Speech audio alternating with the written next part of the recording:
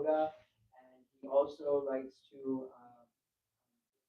help with book writing and book distribution and book production. And overall, generally, he's such a qualified person. So, Nimai, thank you so much for coming. And he's going to speak about where am I investing time, energy, attention. Someone so we're going to be discussing about that. But without further ado, let's give Nimai another big round of applause.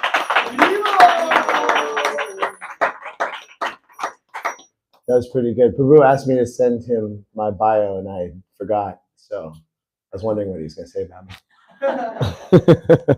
On his social security card. So let me just fix this.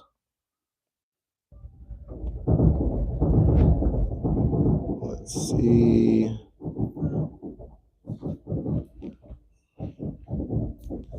Gotcha. Put this here. And start the slideshow. Okay. Yes. It is. It's helpful, you know, if you space out, it's like, wait, what are we talking about?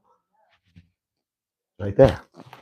Yeah, I didn't have access to Wi-Fi, so there are no visual aids. It's just text. So thank you all so much for being here. It's really a privilege. It's a special opportunity to be with people like you all, and we'll talk about that more in a moment. So a couple of people were here for their first time at this program, and then anybody here for their first kirtan experience ever? Nice. So,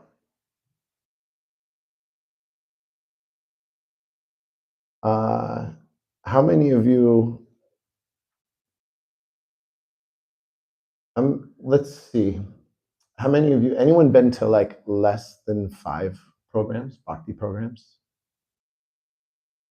Okay, nice, perfect. I love, my favorite thing is to share this practice with other people. My wife and I host a weekly program in Southern Delaware where we live, and it's always catered to new people, and that's what I love to do. So I'm happy you're all here. And very briefly, what is bhakti? It's the art of spiritualizing our everyday activities, turning them into acts of devotion. It's the cultivation of God consciousness, moving through this world in such a way that we're always thinking about our relationship with our divine conscious source. Vedic wisdom literature say, you're not the body, you're an eternal spirit soul, and you have an eternal loving relationship with that divine conscious source. There's no qualification, there's no hoop to jump through. It's there, but it gets covered to varying degrees when we're here in this material world, right? Like, who's cussed somebody out in traffic before? Yeah, of course. If you've driven a car, you've probably cussed somebody out in traffic. And that state of consciousness is not what I would call God consciousness, right? Like, it's not in this consciousness that I'm an eternal spirit soul and that I have an eternal loving relationship with my divine conscious source, and every other person is also an eternal spirit soul, and they have a unique loving relationship with the same divine conscious source. And you know, that's not the state of consciousness I'm in when I'm cussing someone out in traffic, right? Kind of like the antithesis of that. So this practice of bhakti is instead of indulging in those kind of other states of consciousness, it's this purposeful, it's like a declaration of, you know, it's a declaration of dependence. You know, I'm gonna try to cultivate this God consciousness. I'm gonna try to be more aware of the fact that I am dependent on God. So there's this set of practices. The main practice of bhakti yoga, this what we're doing here in this It's called Shravanam Kirtanam in Sanskrit. It's hearing and chanting. This Shravanam Kirtanam is the primary practice of the Bhakti yoga system. There's all these different yogic systems that exist. And Bhakti is the yoga of devotion. And there are different ways to engage in this Shravanam Kirtanam. There's like quiet, personal mantra meditation on beads.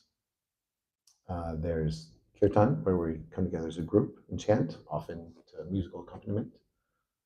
And then there's reading and hearing the wisdom literatures. There's discussing these topics. So right now, everything we've been doing since 7 p.m. is Shravanam Kirtanam. The idea is as we become more and more invested in spiritual activities, we become inspired to give up other activities that aren't so conducive to the cultivation of God consciousness. So in essence, we're not the body, we're eternal souls. We're actually incongruent with the material world. We're like fish out of water here. We're an eternal soul encaged in a temporary body. And due to illusion, we try to wrest lasting satisfaction out of the temporary material world, which is a recipe for frustration, right? Like it doesn't matter how many bags of potato chips I want to eat another bag of potato chips. It's not eternally satisfying, right? Like the bag of potato chips I ate last week. The family size one I ate by myself. That's not eternally satisfying. I'm getting a little better about that. But so these acharyas, these empowered teachers, are giving this message of hope, this message of love of God, that we have this tried and true method for reviving our dormant God consciousness, Krishna consciousness. And full awareness of this relationship is the solution to all of our temporary material problems. Good news, all of our problems are temporary problems. They're all related to the temporary material body. That's good news. We're not, going to be eternally afflicted by all these things. So the wisdom literatures are making big claims.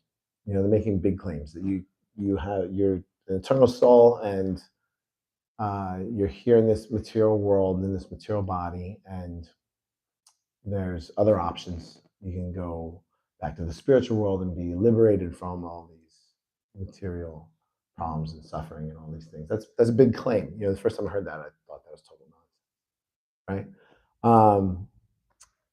So the wisdom literatures in this tradition also say don't take anyone's word for it. We recognize that these are big claims. So do an experiment. Experiment with these practices. Whatever you're already doing, great, no problem. Sprinkle in a little of this bhakti and see what it does for you. See if you feel something in the heart. And that's kind of bhakti in a nutshell. So I wanted to hear from you all. I wanted to hear what brought you tonight. What brought you tonight? Like, why did you come? What are you hoping to get from?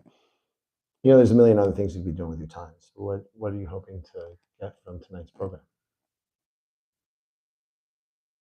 Yeah, spiritualized food, delicious vegetarian feast at the end. Nice. Yeah.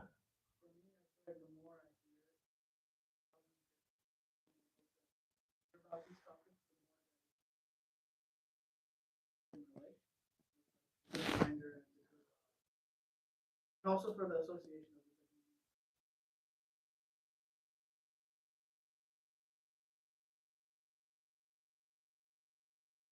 Nice.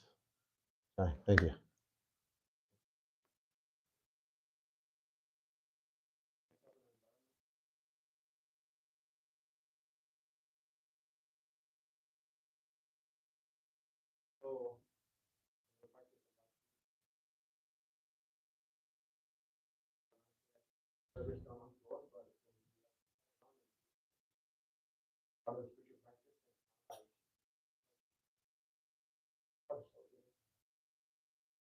Nice. Thank you. Do you have a hand up?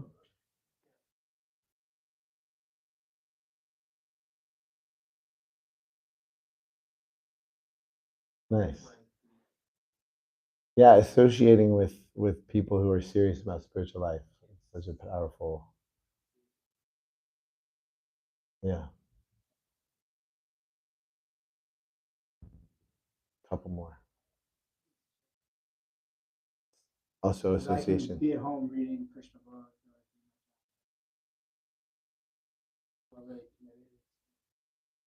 Mm, nice. You notice that too, huh? Yeah. Like the age-old saying, "Show me who your three best friends are. I'll show you who you are." Right? It's like it's not rocket science. Like who and what we spend our time associating with is going to affect our consciousness. You know, if somebody listens to music that degrades women all the time, eventually they're going to develop these unhealthy attitudes. Right? Go figure. One more. Yeah. Same, all those answers also.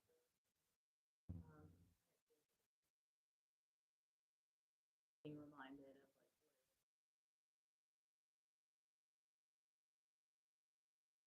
yeah, it's just, I feel like I can relax things that I'm worrying about in the material world.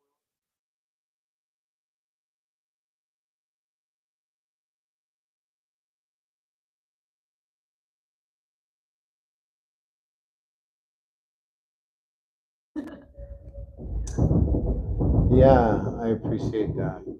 I resonate with that too. Like yesterday, we were doing some Harinam in the subway, and I saw this really disturbing scene. This person was like not being nice to a dog. They were like being really mean to this dog. It was upsetting. It was disturbing. But I felt like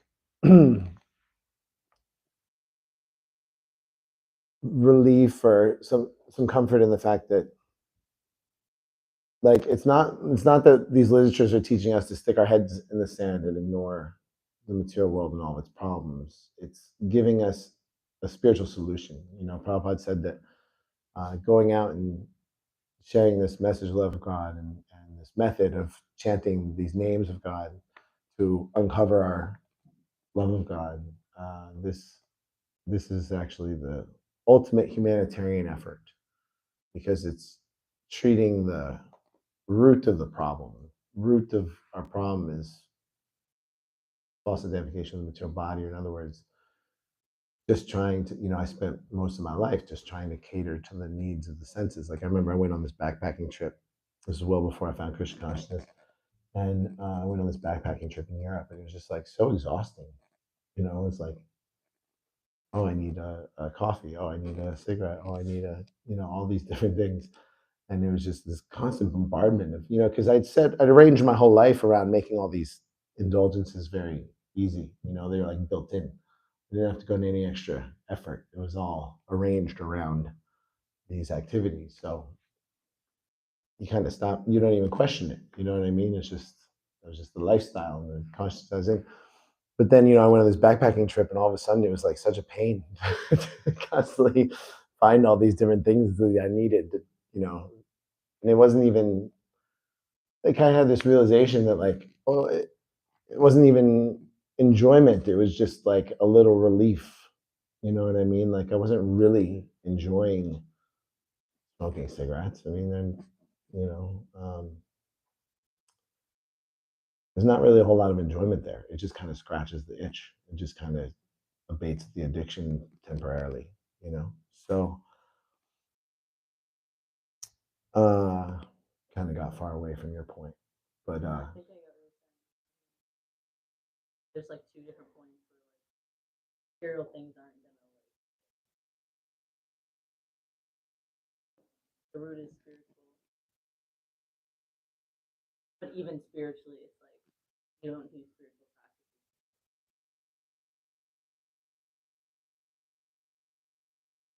yeah, and That comes to mind also, for me. yeah, no, that's nice, and also that when we are engaging in this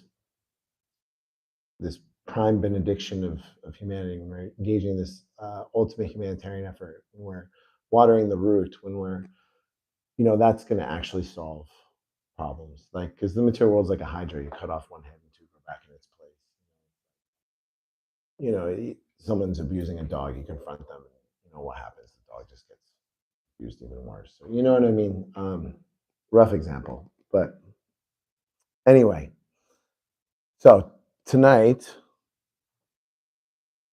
I wanted to try to cover this ambitious topic of what is the essence of all sacred literature and what should I be doing with myself? Because this is something that's come up in my life a lot recently. And this is the topic of this book, Srimad Bhagavatam. And before reading Srimad Bhagavatam, it's recommended one read Bhagavad Gita. Has anyone read Bhagavad Gita? Few people. So in Bhagavad Gita, there's this idea of sambandha, which is proper knowledge about who I am eternally. Because it's the startling realization that, if I'm not this temporary material body or any of the characteristics related to this temporary material body, then I don't even know who I am. Like, I don't know who I am eternally. Yeah, I have no idea. Kind of a startling realization. What to speak of anyone else? My own parents, brother, wife, whatever. I don't even know who I am. How do I know it?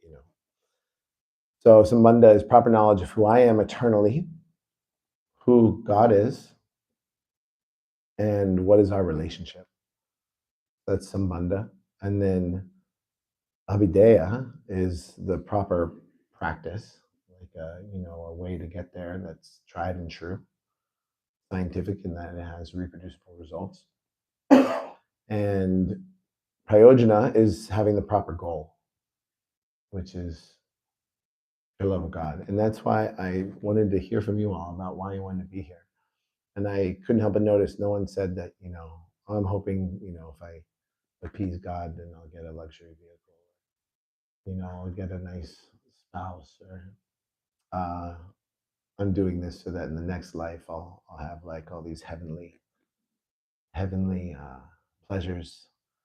No one said any of that. No one said anything about wanting to like merge into God in like an impersonal way.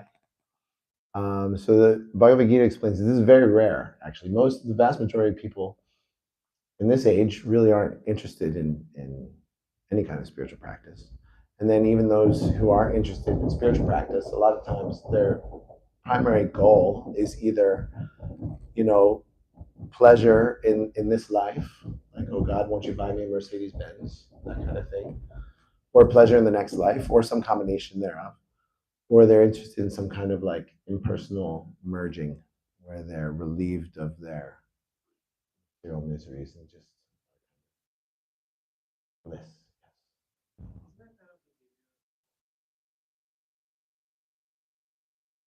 Yeah, so these texts explain that that's not the highest goal. Yeah, and there is, in all of that, there's this element of selfishness. And so the wisdom literatures explain that the highest goal is actually just wanting to engage in loving exchanges with our divine conscious source. That's the highest goal. And the thing is, service gets a bad rap in the material world because I spend a lot of time serving bad masters, right? Like, namely my senses. It's like they never gave me any time off. It's like, I was just driven by these various addictions, and it was miserable. There's never any lasting satisfaction. All kinds of suffering as a result. And so Bhagavad Gita kind of gives the overview of proper knowledge of who I am, who God is, what's our relationship, what's a viable means to uncover that relationship, and the knowledge of who I am and who God is. And then what's the best goal? what does it mean to be desireless? Because, we can't ever be totally desireless because we're conscious living entities. That's what we are. We're souls. We're individual units of consciousness.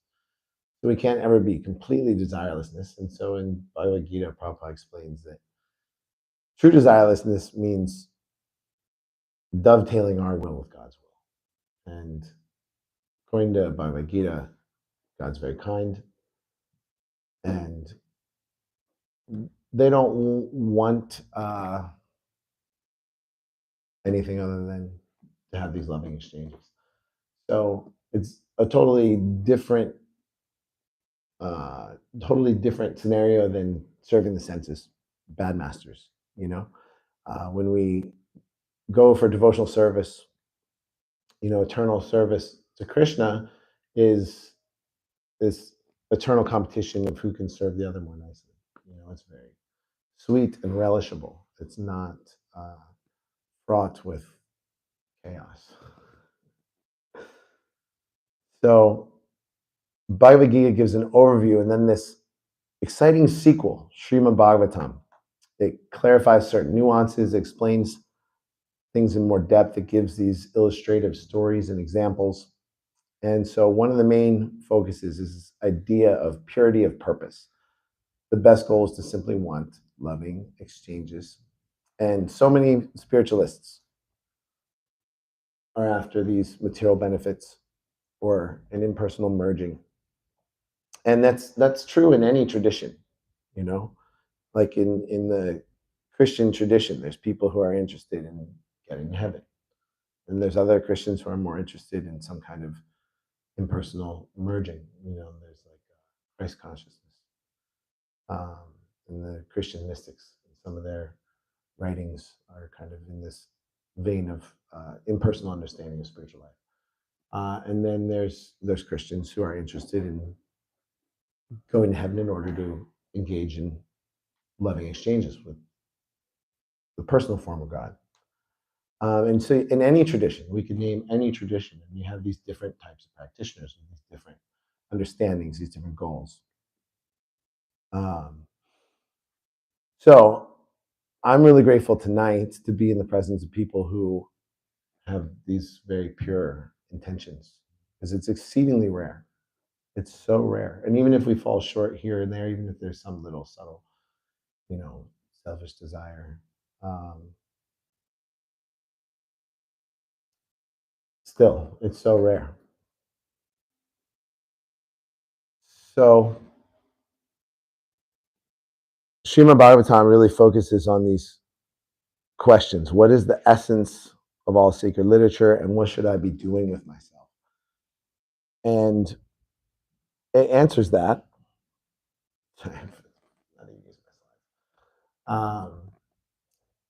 But then this personality Mahaprabhu made things even clearer, right? So Bhagavad Gita gave an overview. Srimad Bhagavatam gives more detailed information. And then this personality Mahaprabhu gave these top 5 most potent practices. So it's like really distilled stuff. You want to, whoops. You want to hear them? Say yes. Good. Here it is. So the first one is bless you.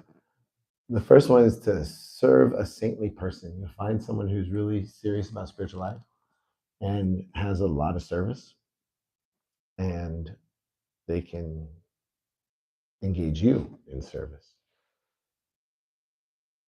And the second one is to chant this Hare Krishna Maha Mantra.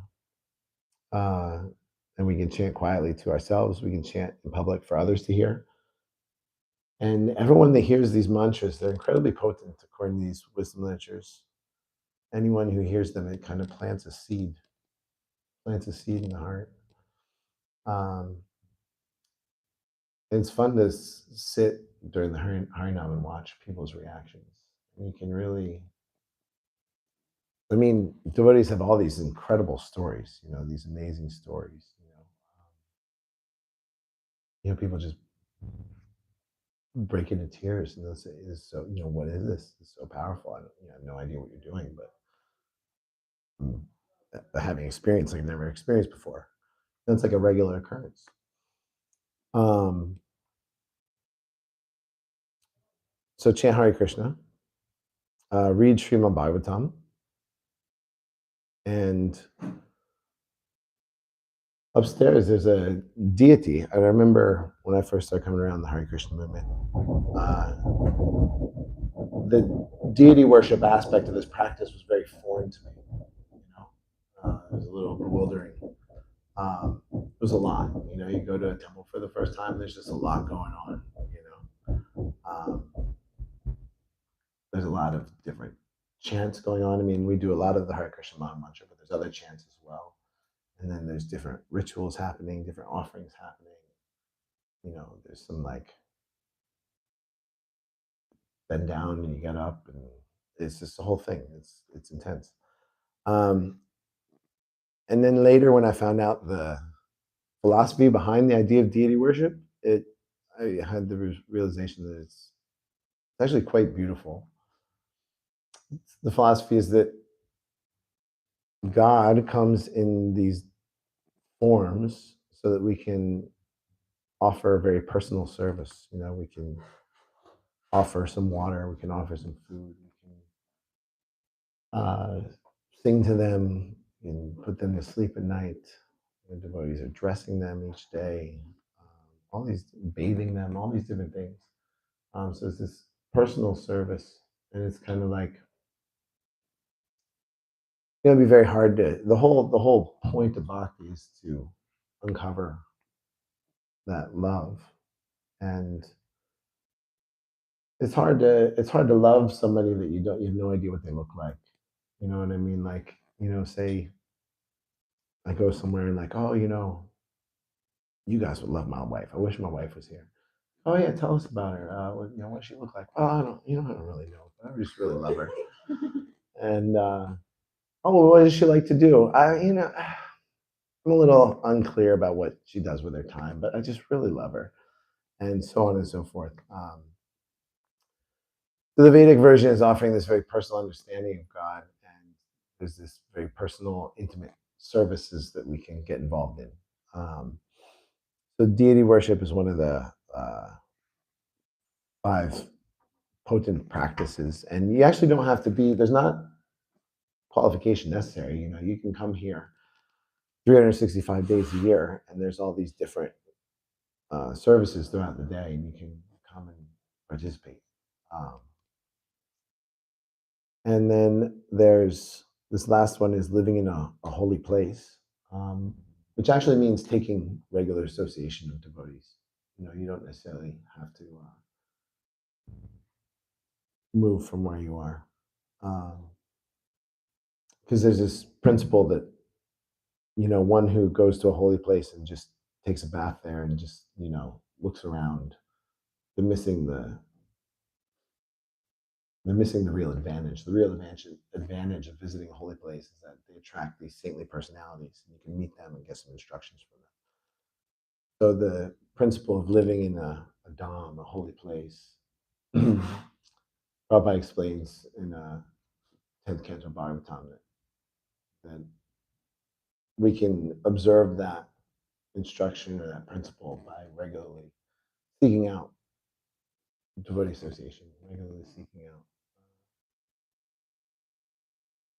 these saintly personalities that can give us some service. And one of the beautiful things about ISKCON is, even if I'm a fallen rascal, which is the case, if I'm following the instructions of Prabhupada, Prabhupada was like, if you study his life, he did these amazing things. At the end of his life, his last 12 years, he came to the West to share this practice and underpinning philosophy. And in the short amount of time, he circumnavigated the globe 14 times. He started here in New York City. Started playing kartals in a park, just chanting Hare Krishna in a park. He's essentially penniless, just totally surrendered. He wrote these beautiful prayers. He came by steamship. He had multiple heart attacks on the journey. And he wrote these beautiful prayers of, I can't do this. I'm not going to get these people from a totally different culture, totally different mindset. They're not going to understand what I'm talking about. The only way anything's going to happen is if you do it. I can't do anything. You can, if you want to use me as an instrument, I'm going. You Much more eloquent than that. He wrote these beautiful prayers. He came to New York, and the first year or two he was here, and then from there he went all over the world. He opened like over 100 centers. He published like over 70 books. Went around the world, had thousands of students, and spread this message all over. And he, in order to do this, he was like sleeping 2, 3 hours a night. I mean, if he wasn't leading some program, he was managing a temple or some problem, or he was writing his books, or he was instructing, giving personal instructions to a student. He was just constant service. I mean, constant service, superhuman service. I mean, yeah. So it was he left. We don't say he died. We say he left. He left the planet. He was in his 70s, right? He was 82. So he was 82. So he came when he was 70. Wow. Yeah. So he's advanced age.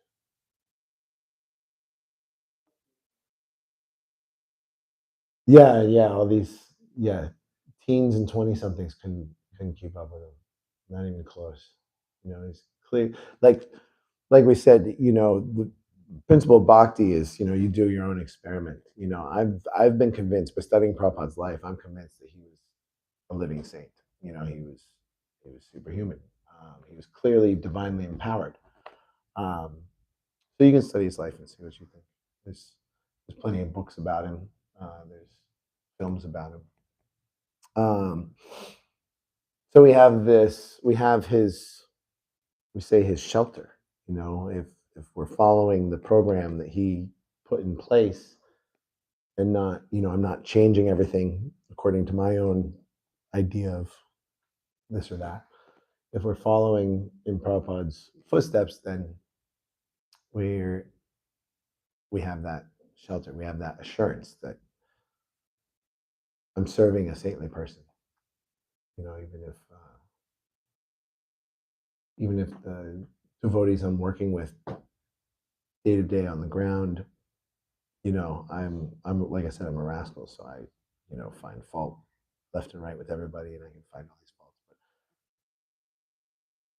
But I do have faith that Prabhupada was a saintly person, and following in his footsteps, there's shelter there. So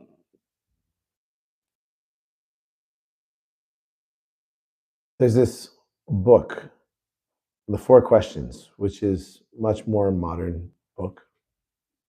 Actually, I forgot to mention this. Upadeshamrita was written by a disciple Mahaprabhu. So Mahaprabhu was on the planet a little over 500 years ago. So this Upadeshamrita was written about 500 years ago. And it says that the main thing is chanting. So we can understand that Mahaprabhu's top 5 practices, the other 4 support the chanting. Like, if I'm trying to serve a saintly person, or if I'm associating with devotees, or if I'm hearing Srimad Bhagavatam, all these different things are supporting my ability to chant nicely, because it's difficult. It's fun, it's simple, it's easy. We can come together and chant kirtan, and it's so enjoyable and easy peasy, no problem. But to focus on the mantra and chant quietly on beads for a couple hours a day, my mind wants to go anywhere and everywhere else. So all these other practices support chanting. So we have Bhagavad Gita, and then the exciting sequel to Bhagavad Gita, Srimad Bhagavatam. And then we have Mahaprabhu's disciple, who wrote the Upadeshamrita. And now, last year, this book, Four Questions, was written, so much more modern text. Bhagavad Gita, Srimad Bhagavatam, thousands of years old. And it takes all these literatures, all these teachings, makes them as practical and accessible as possible for busy people living in 2025. Are any of you busy people? So the 4 questions, and the subtitle is A Pathway to Inner Peace. The 4 questions are, what is my purpose? What is my service?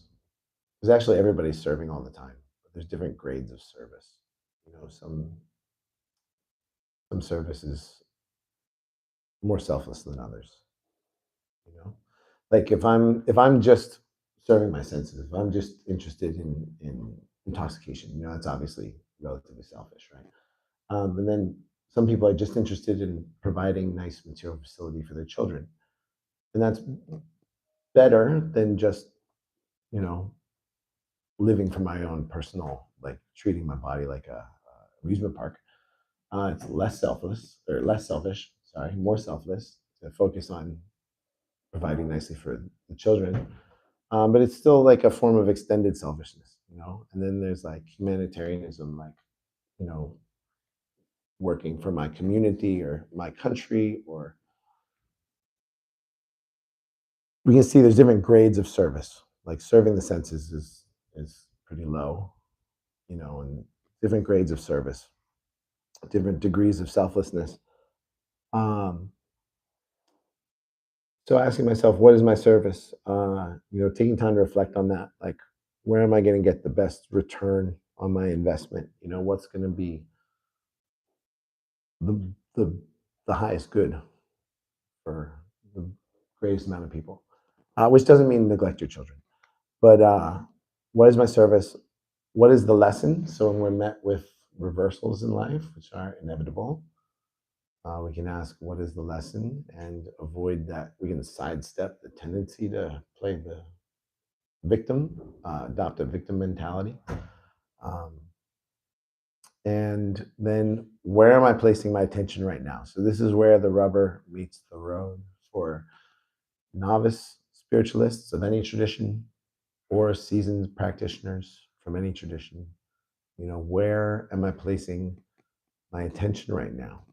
Because, if you show an enlightened person, a saintly person, if you show them your bank account statements, you show them your calendar, and you show them your screen time logs, they'll be able to tell you a lot about, where you're investing your intention, where you're investing your life force, where you're investing your consciousness. And then they'll be able to tell you a lot about what you want, what are your desires, and what you're going to get. What are the likely results of these desires and these actions? So where am I investing my attention right now? It's a good question to reflect on periodically, in a kind of macro way. And then it's also, this book, The 4 Questions, gave a bunch of nice strategies for reflecting on that in a micro kind of way, day to day, moment to moment. And a lot of times it's not even just the activity. Like I can be doing something with the body, and then the mind can be somewhere totally else, right? Completely different. So there's the idea of bring the body, the mind will follow. That's true. And then there's even further refinement from there. So the book gives them a bunch of nice strategies. It's broken up into little bite-sized sections. So if anybody doesn't have a copy, I think Hadai is going to bring a case. Love for you to have a copy if you want to read it. And do we have a little time for questions? What time are we supposed to wrap up? Okay, perfect. So what do you think about all that? We covered a lot of ground. I wasn't sure what to speak on, and I tried to think of like some of the best discussions we had at our programs in Delaware over the last month, and I tried to like stitch them together in a way that kind of made sense. It was kind of like a Frankenstein class. Frankenstein's monster. Frankenstein was the doctor. So please forgive my shortcomings. But any questions, comments, realizations? Yeah, please.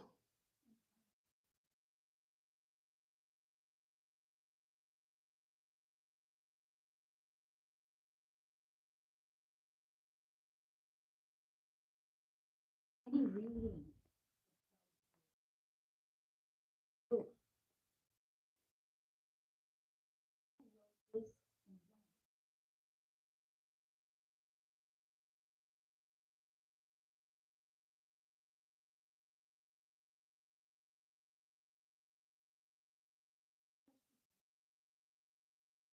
Who wrote it?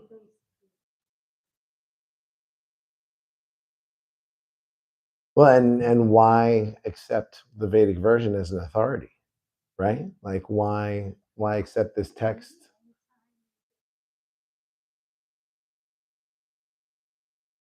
Right. Yeah. Yeah, I can appreciate that.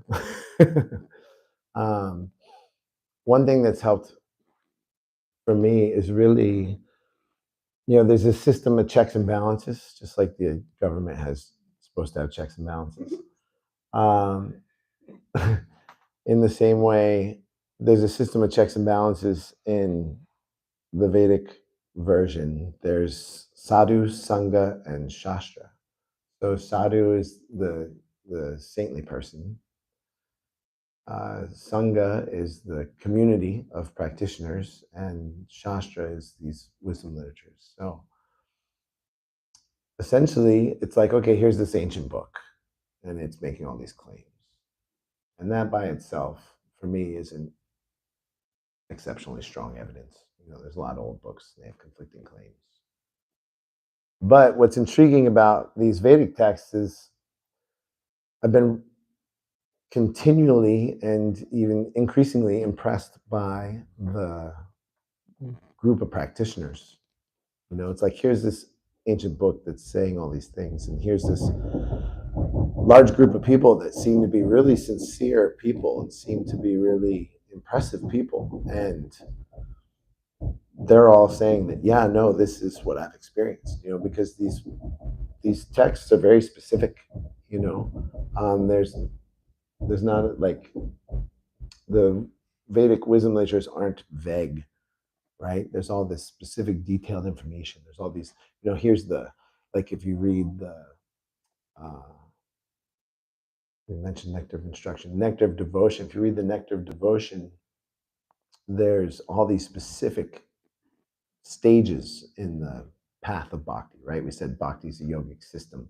There's all these specific stages, and like, okay, here's this big group of people, and they're saying, yeah, this has been my experience. So that's interesting. And that's been going on for all these years. It's like, here's this 5,000-year-old book, and here's, millions of people who are still living according to the instructions of this book.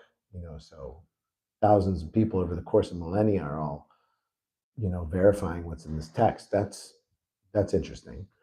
And then the biggest thing for me is the sadhu, these saintly people, these experienced practitioners. Like people like Prabhupada and other leaders in this movement. Like, I mean, I never met Prabhupada face to face, but I've met a number of his disciples face to face, and a lot of them are just so impressive in the sense that their connection to source is like palpable, and it's like, not only did Prabhupada have this superhuman degree of service, there's so many of his disciples have had this, accomplished superhuman feats in the realm of service. It's like they're also engaged in tireless service, and like, you can't fake steadiness. It's like, I could fake being I might be able to fake being a sadhu for a day, maybe 2 days, maybe even a week. Someone might be able to fake it for a month. Someone might even be able to fake it for a year. But we're talking about like a whole lifetime of service, So the claims in the texts for me have a little more weight then. It's not that I accept them blindly, but it's like the analogy if someone gives me directions, and I don't know them from Adam, they're just some random person that gave me directions, but as I start to follow their directions, and they're specific directions, like a mile down the road there's going to be a barn on the corner, turn left at the big red barn, and then you go about another half mile, you get to a stop sign, go straight to the stop sign. And they give you all these detailed directions. As I start following the directions, it's like, yeah, I don't know. They seem like they knew what they're talking about. What other options do I have? I'll investigate. So you start following the directions and like, oh yeah, hey, there's that big red barn. It's been about a mile. Turn here. As I follow the directions and every landmark they gave and all the directions are accurate, I have increasing reasonable faith in their directions. So it's not blind faith. If they said after 2 miles make a left, and I go 2 miles and there's no left turn, I'm not going to turn into a cornfield and just blindly follow the directions. So they said this is where to turn. That's blind faith, but we don't want to have blind doubt either. I don't want to, just, well, this person's claiming to be an authority, so I'm just going to dismiss it out of hand. You know what I mean? So there's this reasonable faith. And so a lot of my faith has come from these experienced practitioners and like seeing the philosophy in action, seeing their living example of the philosophy. And it's like, I want what they have. You know what I mean? I tried it my way. I tried doing all this nonsense and trying to, enjoy, and it was miserable. My life became a living hell.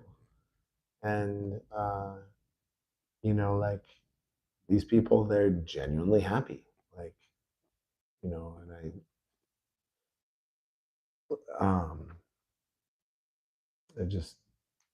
I want what they have. They're genuinely happy. So still, it's not blind faith. I'm still not, I'm still open to other ideas, but yeah. Vedas they don't ask us to have like a faith. Like a math teacher says, 1 + 1 is 2. Try it out. Like, there's 2 things. Like, swata means like prove it to yourself. Say, this is what it is. Test it.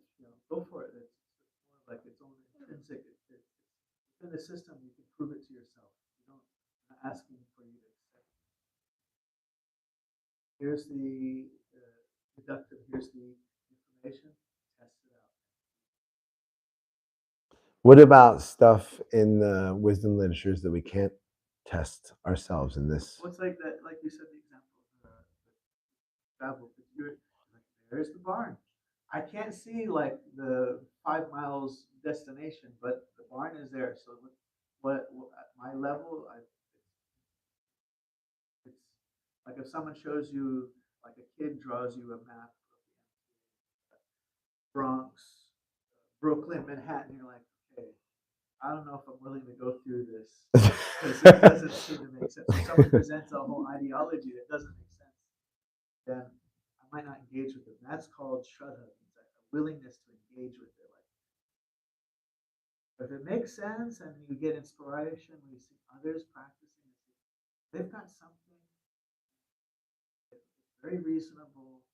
I'm feeling something even just from being on the periphery of it. Let me see if it works.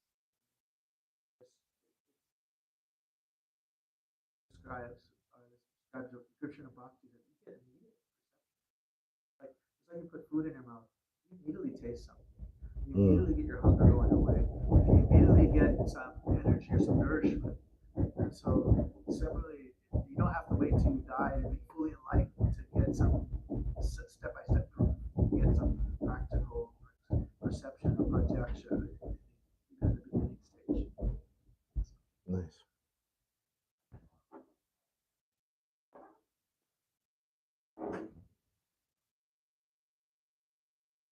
I think we have 5 more minutes. Is there any other? Yeah.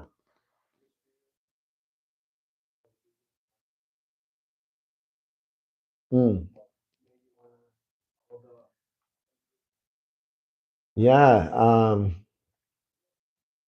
Let's see. I was introduced through a kirtan outreach program, kind of like this one. It was at it wasn't at a temple. It was at a theater, like a local theater, and there was this guy I knew. I thought I knew him pretty well. Turns out he had this big secret. He was you think you know a guy, you know. We worked next door to each other for years and years. And anyway, I was going through a difficult time in my life. I was a little out of sorts, and he invited me to this kirtan program, and I went, and I was immediately just blown away by kirtan, and then the people, and the prasadam, and I really liked it. They gave me some books, and I read them, and I liked most of it, but not all of it. You know, it was like stuff that I already kind of fit with my worldview. I accepted readily, and then anything that didn't immediately fit with my already existing worldview, I immediately rejected and said, "No, that can't be right." So I didn't, you know, I read the books; they were okay, but I didn't get so into it. And anyway, I just kind of went like that for some time, like going to this monthly program. I really looked forward to it. I invited other people to it, and slowly but surely got more and more involved. You know, soon after I went to my first program, I went to my first AA meeting and got sober just because it was, I mean, yeah, there's probably some correlation there. Um, but at the time, I didn't think there was a correlation. You know, it's not like the Hare Krishnas convinced me I need to get sober. It's like I already knew there's time, you know, having all kinds of problems. Um, so anyway, my uh, bhakti and my 12-step journey kind of went hand in hand there in the beginning. And in the beginning, I was mostly involved with the 12-step stuff. I was just coming in the monthly program, and then over time, I kind of hit another wall in my life, and I was at another jumping off point. I was like, you know, maybe I missed something in that kind of cursory overview of those wisdom literatures. You know, these devotees seem to be pretty blissful. They seem to have some things figured out. I'm gonna I'm gonna do further investigation, and that's when I started going to the temple regularly, and then getting a little more serious about my like personal practice. Started chanting on beads more, and really liking what I was getting, and the whole time, it's just been an experiment, you know, and like Nityananda was saying, like I like what I'm getting, and I'm like, okay, yeah, let's keep going. But I'm still open to suggestion in the sense that I don't think I've become closed-minded or put on blinders. I have been brainwashed, but in a good way. My brain needed a little washing.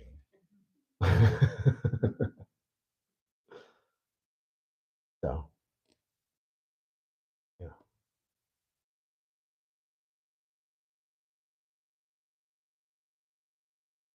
More kirtan. Would anyone like a copy of the 4 questions?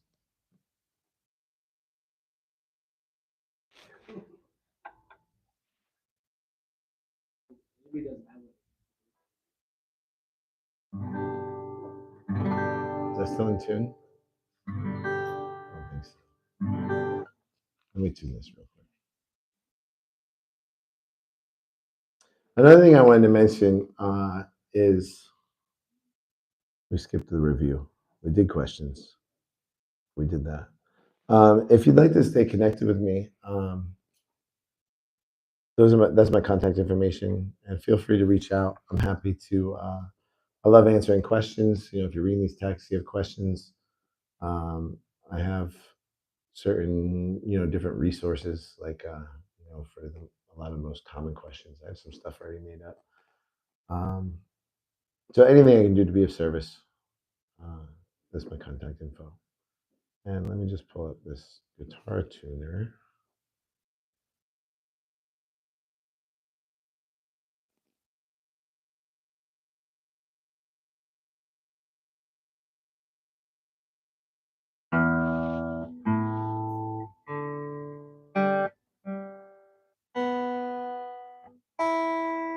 Okay, I think it's close enough.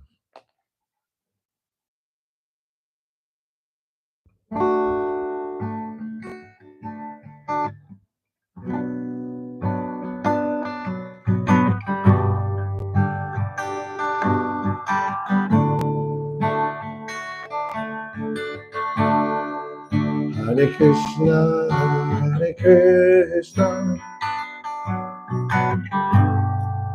Krishna Krishna, Hare Hare,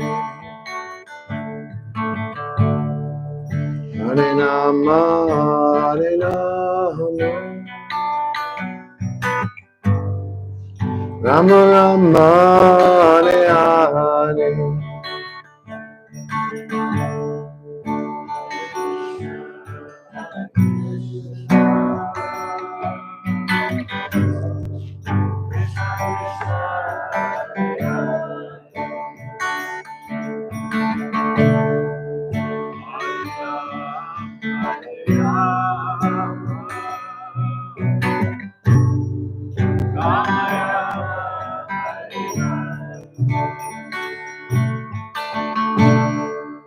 Hare Krishna, Hare Krishna,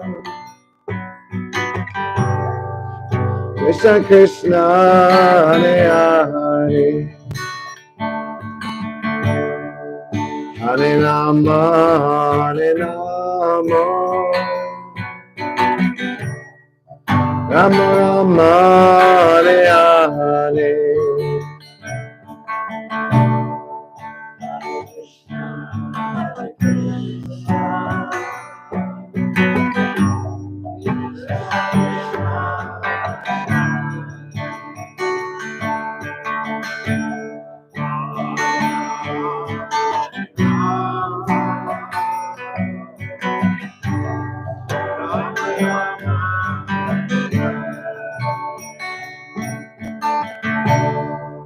Hare Krishna, Hare Krishna,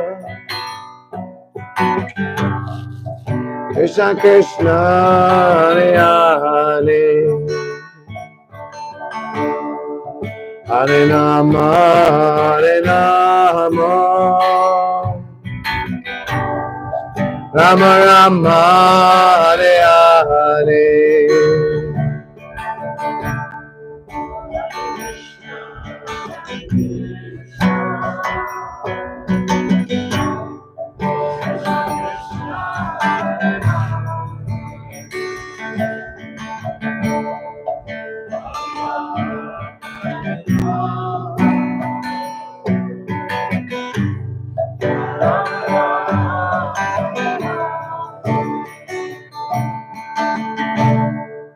Hare Krishna, Hare Krishna,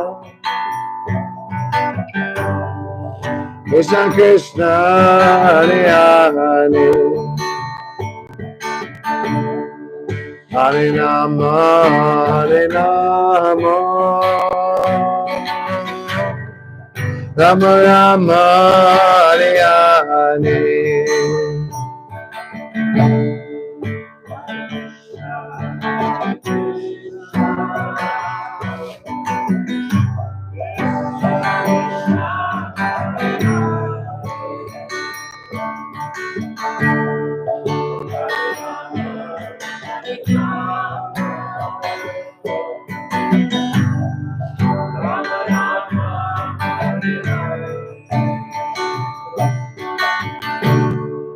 Hare Krishna, Hare Krishna,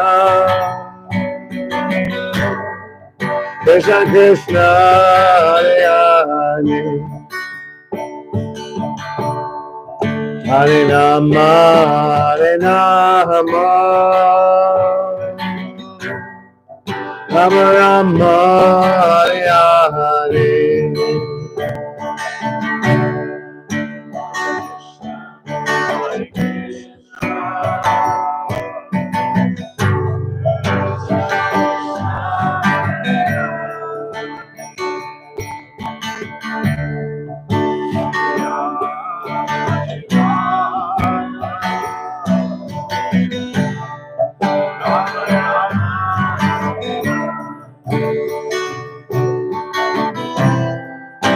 Hare Krishna,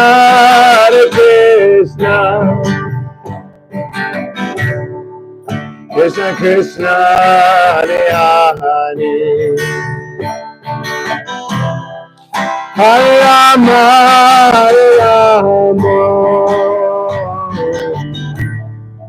Rama Rama, Hare Hare.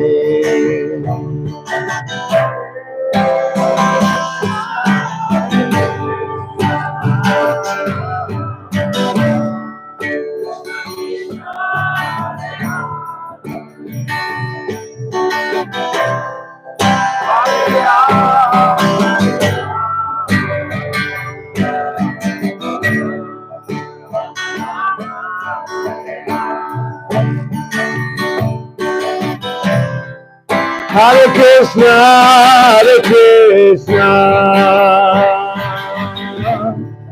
Krishna Krishna, Hare Hare, Hare Rama,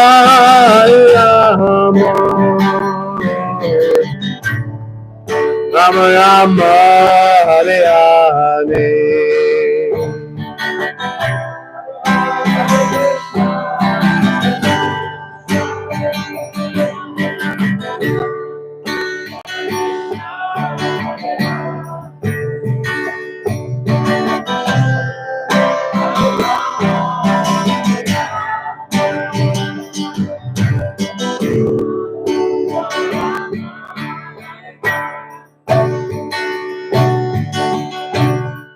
Hare Krishna,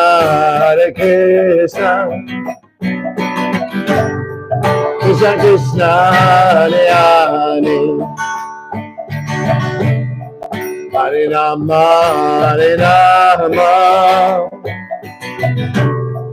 Rama Rama, Hare Hare.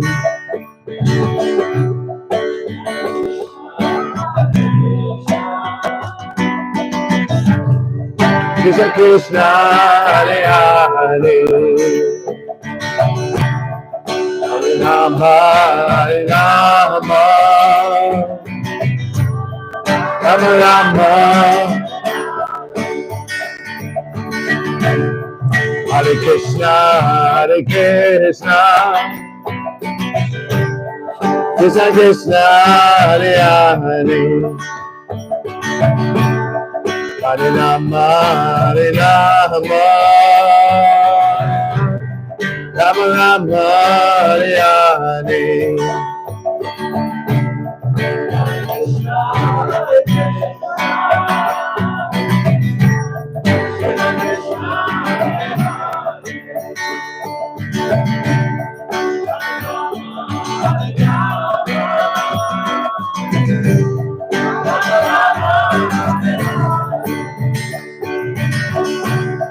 Hare Krishna,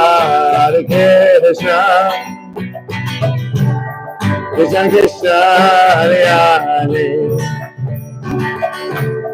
Hare Rama,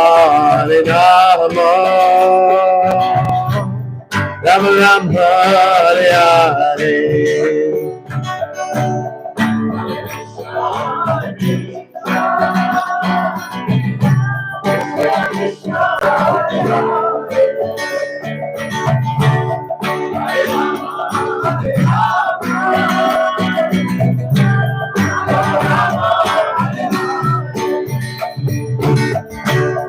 Hare Krishna, Krishna Krishna, Hare Hare, Hare Rama, Rama Rama, Hare Hare.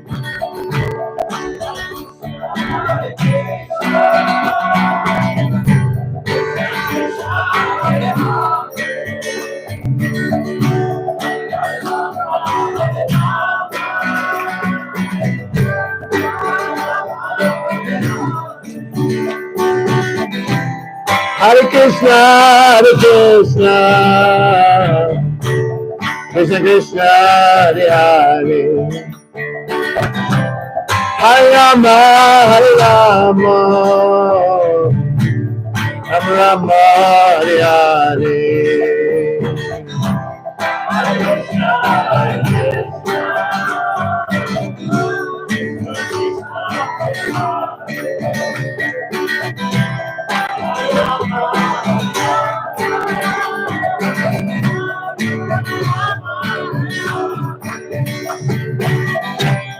Hare Krishna, Hare Krishna, Krishna Krishna, Hare Hare, Hare Rama, Hare Rama, Rama Rama, Hare Hare.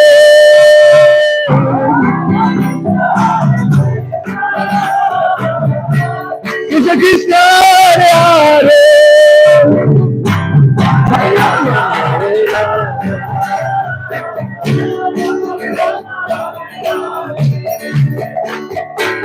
Hare Krishna, Hare Krishna, Krishna Krishna, Hare Hare, Hare Rama, Hare Rama, Rama Rama, Hare Hare.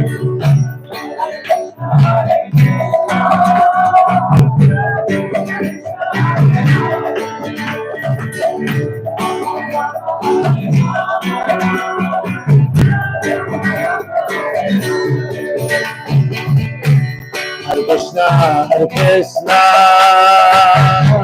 Krishna Krishna, Hare Hare, Hare Rama, Hare Rama,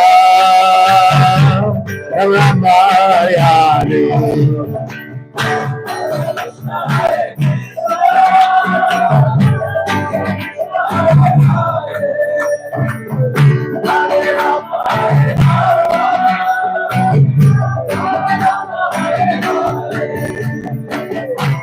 Hare Krishna, Hare Krishna,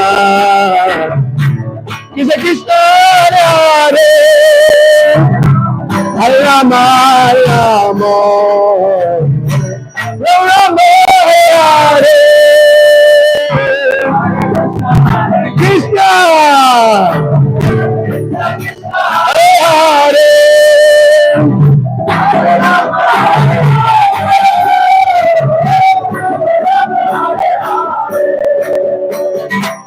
Hare Krishna, Hare Krishna,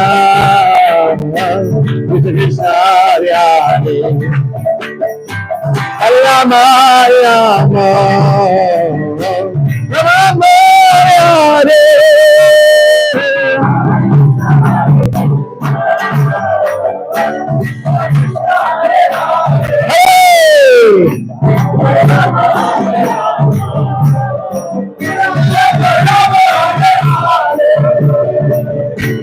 Hare Krishna, Hare Krishna, Krishna Krishna, Hare Hare, Hare Rama, Hare Rama, Rama Rama, Hare Hare.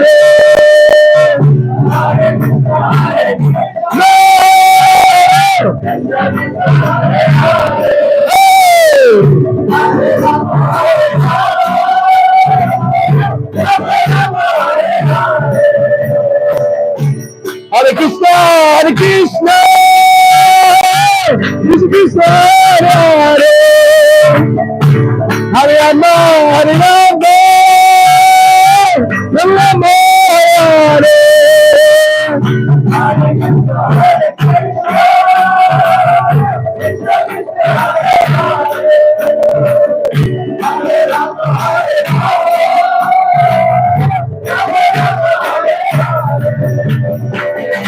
Hare Krishna, Hare Krishna, Krishna Krishna, Hare Hare, Hare Rama, Hare Rama,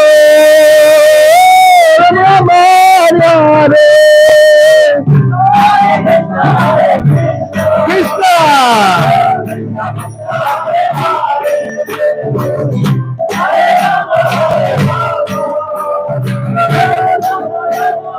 Three more together. Hare Krishna, Hare Krishna, Krishna Krishna, Hare Hare, Hare Rama, Hare Rama, Rama Hare Hare. Again.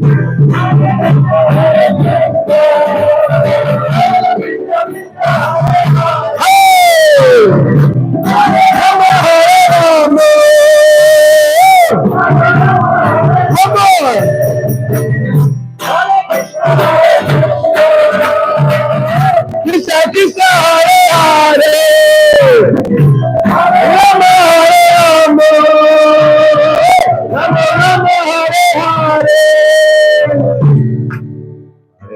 Hare Krishna, Krishna Krishna, Hare Hare, Hare Rama, Hare Rama,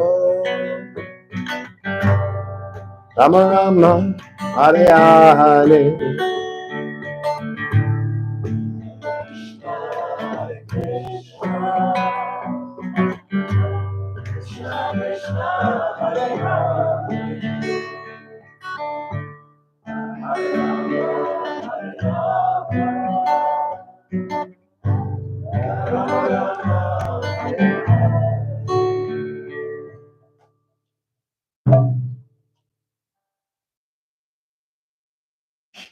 Jai Jai Prabhupada, Jai Jai Prabhupada,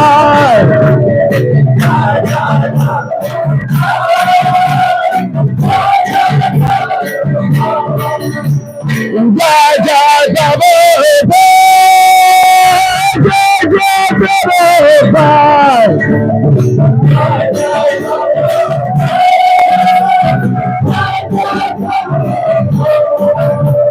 Nita Haribo, Nita Haribo,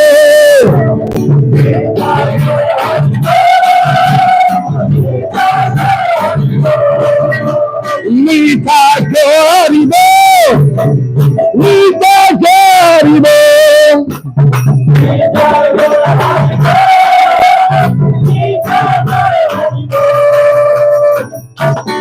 Haribo, Haribo.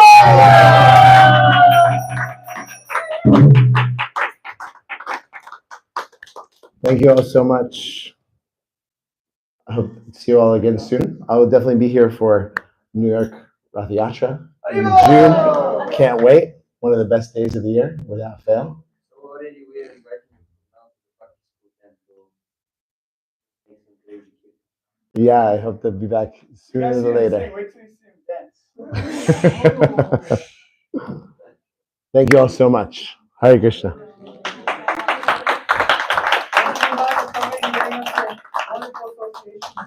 My pleasure. Really, really grateful. Now that concludes the Tuesday program for today. We'll move over to the next room. You guys can get up and put your mats to the side before we head